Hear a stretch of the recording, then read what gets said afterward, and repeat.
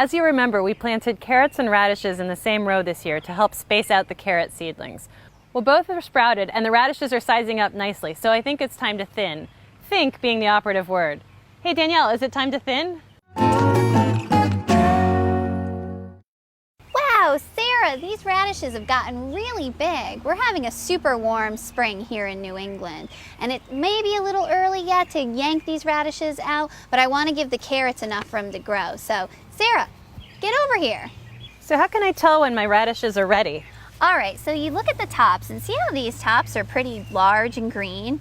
And then the other thing you want to look at is the base. That's a pretty good sized radish. Yeah, they still look a little small to me. The thing to remember is when you interplant radish and carrots, the radishes are never going to size up to be their full potential.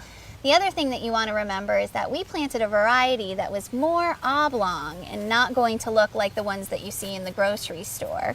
Okay, good point. So what do we do? First things first, you need to identify which are the carrots and which are the radish tops down your row.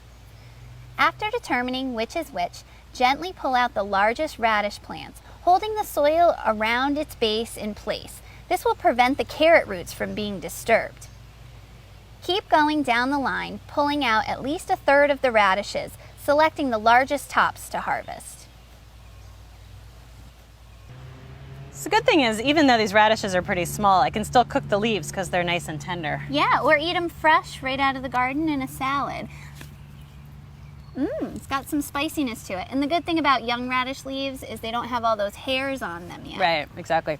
So how often do I want to thin these radishes? I would say every 3 to 5 days. Now, you want to come through and pull out just the biggest radishes. We over-thinned today because you're going on vacation.